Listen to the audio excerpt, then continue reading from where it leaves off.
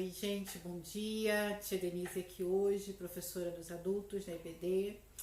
E hoje a gente está aqui com a responsabilidade de estar trabalhando aí a lição de número 7, não com o coração inteiro.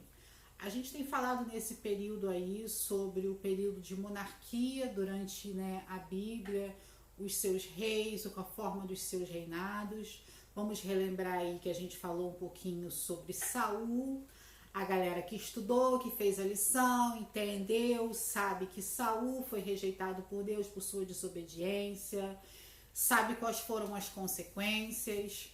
Logo então a sua sucessão, a gente falou um pouquinho sobre Davi, sobre como foi o reinado de Davi, a sua devoção, os marcos que Davi deixou sobre o seu reinado, embora tenha ele sim cometido alguns erros, algumas falhas, ainda assim foi um homem conhecido segundo o coração de Deus.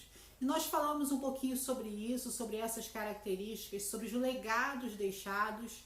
Falamos na última aula um pouquinho sobre o reinado de Salomão, que Salomão foi conhecido como o homem mais sábio porque ele soube pedir a Deus aquilo que ele queria para melhor governar e administrar o seu povo. E aí nas aulas subsequentes nós conhecemos então um pouco mais sobre os conceitos de outros reinos, de outros líderes que avançaram durante esse período. O desafio da nossa aula hoje é a gente fazer um apanhado de tudo isso e de que forma a gente pode aplicar. Todos esses reis tiveram as suas características próprias. Tiveram ali a galera do Reino do Norte, a galera do Reino do Sul. Vocês lembram que a gente fez essa divisão, que uns decidiram seguir a um, outros decidiram a seguir a outro. Aplicando para a nossa realidade, aqueles que decidiram seguir um caminho de idolatria, de levantar altares a deuses estranhos, a gente já sabe qual foi o resultado, né? A desobediência, o fracasso, a perda das lutas, das batalhas, diferente daqueles que optaram então que, apesar das dificuldades e adversidades, escolheram então seguir os preceitos e orientações, assim como havia feito Davi, seguir as orientações e manter o altar de Deus purificado. Sendo assim, em consequência, eles tiveram grandes vitórias. A lição vai falar também sobre momentos de se colocar o coração de uma forma total na presença de Deus. A lição fala que alguns reis, apesar de que tinham boas intenções de algumas coisas, em determinados momentos, em determinados acordos, contaminavam ali o altar do Senhor. Vamos trazer isso para a nossa realidade. Nós estamos contaminando os nossos altares? Nós estamos de alguma forma abrindo mão daquilo que são as legalidades, aquilo que são as orientações primordiais de Deus para de repente agradar alguém ou agradar um determinado grupo e abrindo mão daquilo que é a orientação principal de Deus? Porque, óbvio, para vencermos as batalhas orientados por Deus, nós precisaremos sim fazer sacrifícios. Haverá lutas, haverá desafios, mas assim como deixado como exemplo através desses reis, se nós permanecermos e obedecermos, nós vamos sair então vitoriosos. Talvez não da forma como nós esperamos, mas sim da forma como Deus projetou para que tudo isso acontecesse. A lição também vai falar sobre a questão da descendência. A gente vai ver que houveram bons reis que fizeram bons reinados, mas a sua descendência optou por ser um reinado ruim. Vamos trazer para a nossa realidade? Será que isso acontece no nosso dia a dia? De repente, na nossa família, com os nossos filhos, com a nossa parentela, a gente deixa as orientações, a gente faz os ensinamentos e aí alguns fazem então, de repente, escolhas de contaminar os altares e fazer escolhas diferentes. As consequências vem. Isso não significa que nós não fizemos a nossa parte. Nós fizemos e precisamos continuar fazendo. Mas cada um vai fazer as suas escolhas da forma como vai servir. A lição traz para a nossa prática do dia a dia que a nossa adoração, ela precisa ser primordial, ela precisa ser essencial diante de Deus. Ou seja, a vontade de Deus, ela precisa ser plena e absoluta sobre as nossas vidas. O profeta Isaías vai citar esse momento que se a gente souber pedir, se a gente souber clamar aquilo que nós queremos com sinceridade e verdade, o Senhor vai nos fazer ali, então, vencedores, conquistadores daquilo. Mas é necessário que a gente esteja atento à voz de Deus. Nos dias atuais, nós estamos vendo por aí se levantar muitos altares contaminados, onde está se preocupando com adoração a falsos deuses, com arrecadações, com número de pessoas e não com a qualidade daquilo que está sendo ofertado e oferecido a Deus. Ah, Denise, é ruim ter muita gente? Não, o ruim é que não seja sincero. A nossa adoração, ela precisa ser pura e verdadeira diante de Deus. O nosso coração, ele precisa exalar a pureza que vem do Espírito Santo.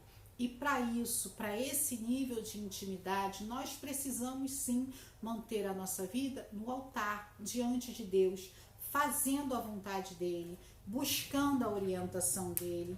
E isso sim vai dar trabalho, vai ser difícil, nós vamos em alguns momentos chorar, nós vamos em alguns momentos passar por perdas.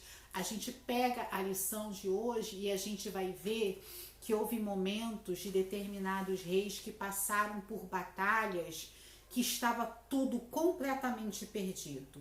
Olhando aos olhos humanos, não havia a menor chance de vencer a batalha, mas através de uma oração sincera, Deus então levanta no meio do arraial os seus anjos e derrota exército inteiro, que ao despertar do povo então, eles acordam e simplesmente se deparam com o quê? Com cadáveres.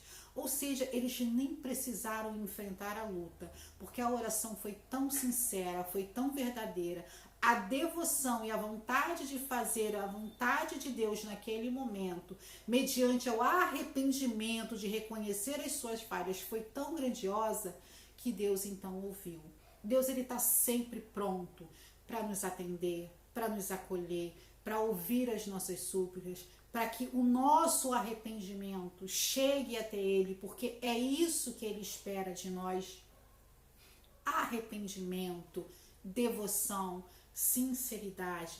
Foi por isso o sacrifício de Cristo na cruz por nós, para que essa aliança fosse restaurada, para que nós possamos entender que, independente de posição social, cargo que possamos ocupar, posição dentro da igreja, se você é líder, se você é pastor, se você é diácono, se você é obreiro, se você é simplesmente um membro, o que conta é a pureza do seu coração. É isso que vai te manter próximo de Deus, porque não adianta de nada nós colocarmos coroas reluzentes se o nosso coração não estiver voltado para governarmos com justiça, para nos atentarmos a fazer a obra da forma como Deus nos chamou.